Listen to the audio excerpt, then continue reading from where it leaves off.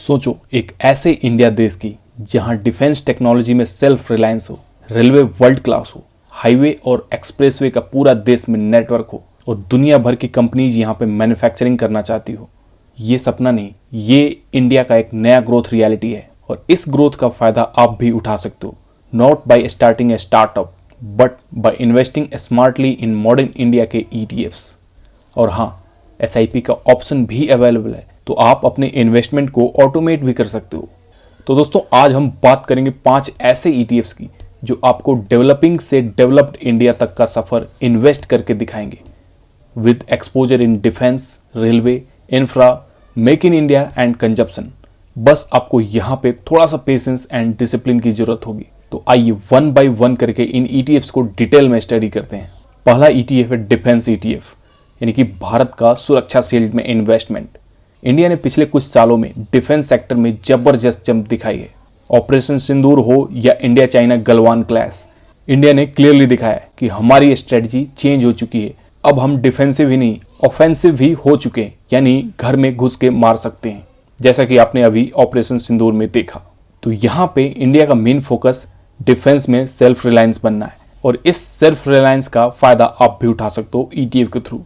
इस ETF में आपको इंडिया की बड़ी बड़ी कंपनी जैसे Bharat dynamics, HAL, Bharat electronics जैसे स्टॉक्स मिलेंगे। ये कंपनीज सिर्फ इंडिया के लिए ही नहीं, एक्सपोर्ट्स के लिए भी काम कर रही हैं। ऑर्डर्स इनके ऑलरेडी काफ़ी अच्छे खासे आ चुके हैं। डिफेंस बजट हर साल बढ़ रहा है और इस सेक्टर में कंसिस्टेंट ग्रोथ आ रहा है। तो ये ग्रोथ किस तरह से आ रहा है आपको यहाँ पे रिटर्न देखने के बाद पता चल जाएगा।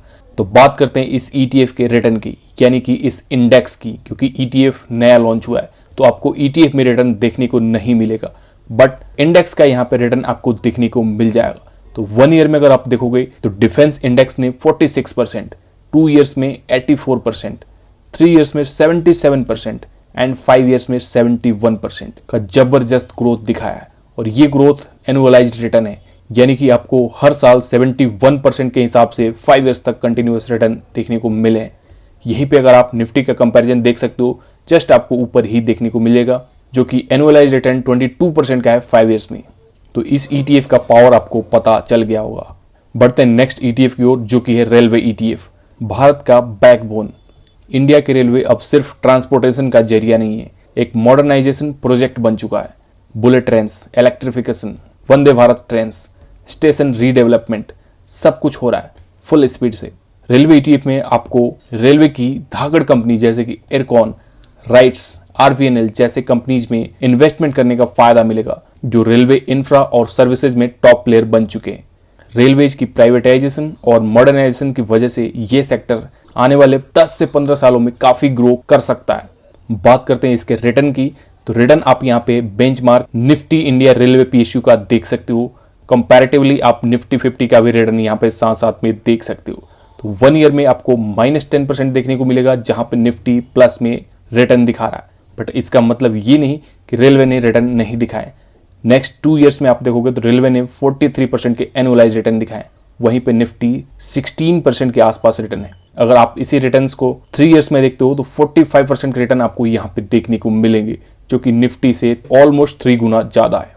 इंडेक्स अभी नया है, इसलिए 5 ईयर्स का रिटर्न आपको यहाँ पे नहीं देखने को मिलेगा, बट रेलवे की ग्रोथ स्टोरी आपके साथ हो सकती है अगर आप थोड़ी सी स्टडीज इस ETF में करते हो तो।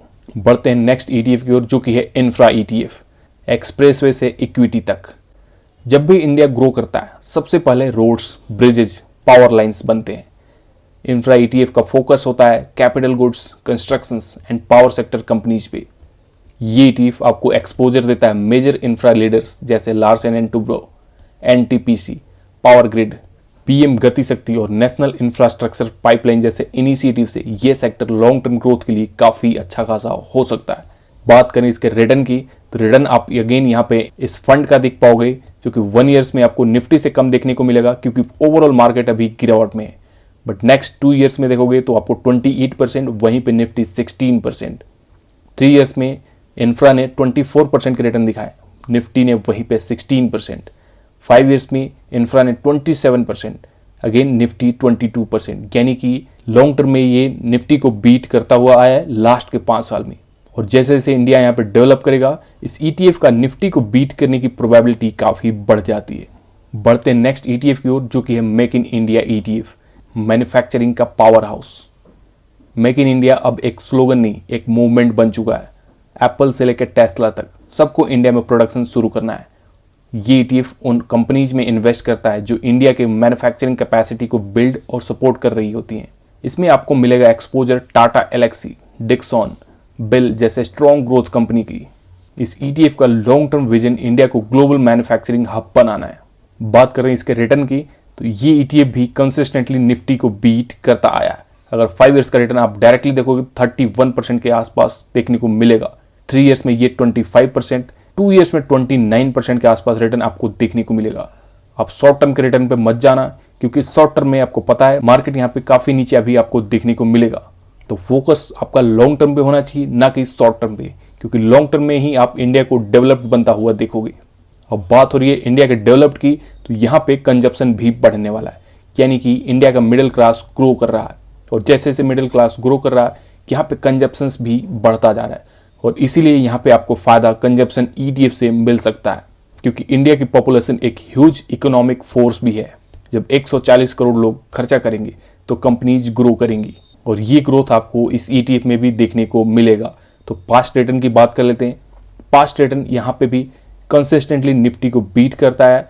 5 ईयर्स में 23%, 3 ईयर्स में 22%, 2 ईयर्स में 23%, जो कि हर साल निफ्टी को बीट करता हुआ आया है।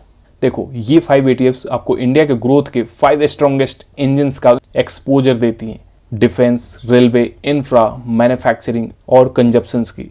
आप चाहे तो SIP से थोड़ा थोड़ा इन्वेस्ट करो या लमसम। ETFs लॉन्ग टर्म में वेल्थ क्रिएशन के लिए सॉलिड व्हीकल है, और सबसे अच्छी बात, आप अपने इन्वेस्टमेंट के थ्रू इंडिया के फ्यूचर ग्रोथ का हिस्सा बन रहे हो। तो दोस्तों, यहाँ पे फैंसी ट्रेडिंग आइडियाज नहीं, सिंपली ETF में इन्वेस्ट करो और बढ़ते भारत में ग्रो करो। अगर वीडियो पसंद आई हो तो लाइक करना, कमेंट करना एंड ये बताना कि कौन सा ETF आपका फेवरेट ETF है। चलो मिलते हैं नेक्स्ट वीडियो में।